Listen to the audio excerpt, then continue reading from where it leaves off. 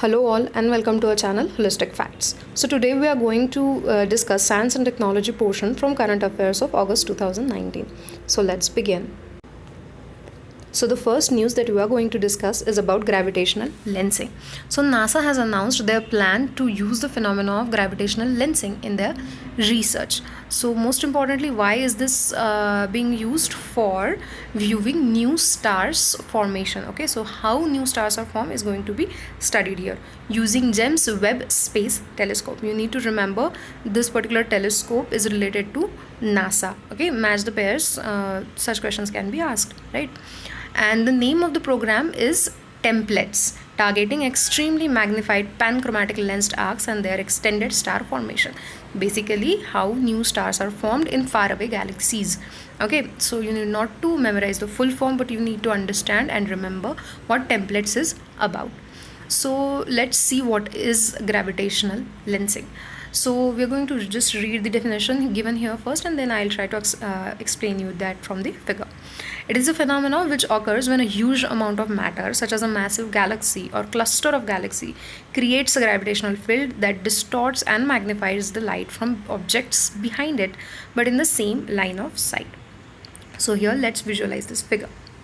So herein you can see that there is a galaxy far away from the earth, right? This particular galaxy, and we are trying to visualize star formation in that galaxy. So between that galaxy and earth, there's a presence of a huge amount of clusters which constitute galaxies, different stars and everything, right?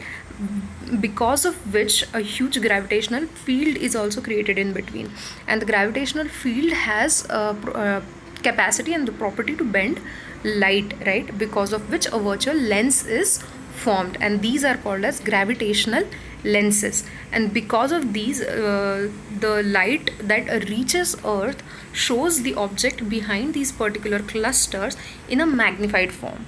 Okay, that is how we visualize the objects that are so far away from our earth. Okay, right? Because the other galaxies are distance many light years away from the earth, right? But we can visualize them using the gravitational lenses. So this is exactly the phenomena that is going to be used here.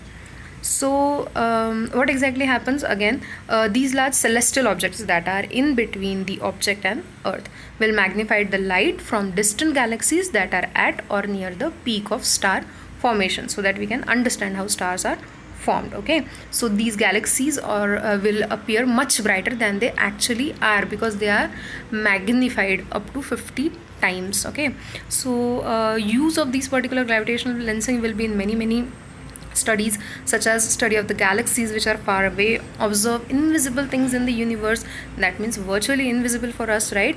And virtually invisible meaning, most importantly, the dark matter. We call it dark matter because it does not emit or absorb light on its own, and so it appears dark and you cannot observe it directly. But we know the mass of that matter can affect the other light passing, right? It can create a gravitational field, so we can study those things, understand the star formation and understand the past. The next news that we are going to see is about Srinivas Ramanujan. We know that they are very well known scientists in India, right? So like they were obviously. So what exactly is the news? That scientists from Technion, Israel Institute of Technology, have developed a concept named Ramanujan machine, okay, after the great Indian mathematician.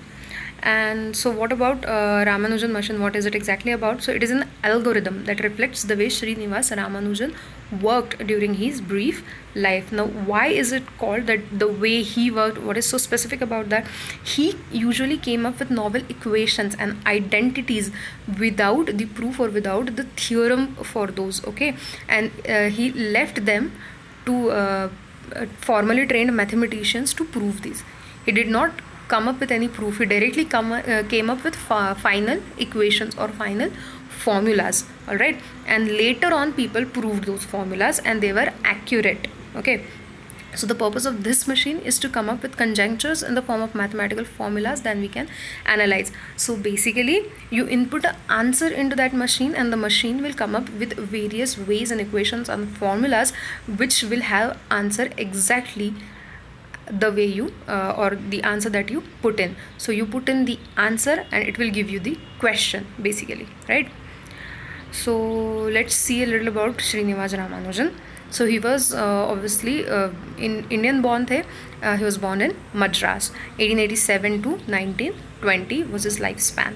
He had very little formal training, but he was quite genius when it came to mathematics. So eventually he became fellow of Royal Society and earned a research degree from Cambridge. He is most importantly known for the Ramanujan number, which is 1729, okay, and which is the smaller number which can be expressed as the sum of two cubes in two different waves. So you did not go into detail of this, okay, just remember 1729 Ramanujan number. And there were many other theorems obviously that he gave to mankind with his genius. So this is how much you need to remember, okay. So the next news is about hydrothermal carbonization. This is very, very important from both prelims as well as mains point of view. Like you can use this as a fact or as information when it comes to mains answer writing. Okay.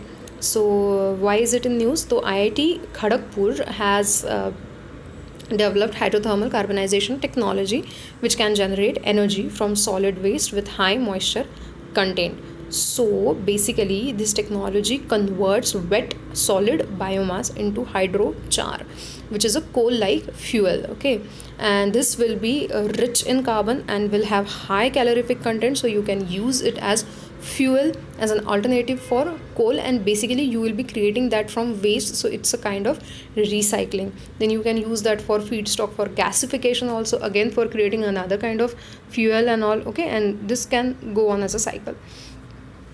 Its byproducts include ash, which can be applied as plant nutrient enhancer because of its phosphorus content, and it also has a lot of potassium loaded liquid that can be used for watering plant.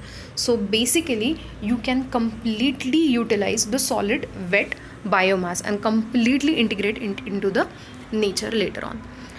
So why does India need such technology? So most importantly, we have a high percentage of wet waste. Alright, so of the 55 million tons of municipal solid waste generated every year, 85% is biodegradable, and the most important problem that we face right now is we are not properly segregating this, we are not properly utilizing this waste, and hence we are not able to manage, which results into a lot of pollution, public health issues, unsanitary practices, and so on and so forth. So it is very important that we use this particular technology. So what is our aim for the realization of this target is 10 gigawatts of biopower by 2022. All right. Then indigenization of technology is important. This technology is already in use in Japan and Germany, and that too quite successfully. So this model can work in India also. We just need to adapt it to our benefits, right, to the conditions that exist in our country. And so these developments have led to India having its own technology. So you need to remember all these things about hydrothermal carbonization. It is very important from your prelims point of view. So this is it for the August Science and Technology Current Affairs. I hope you liked our video, and if you did, please like, share and subscribe to our channel Holistic Facts. Thank you.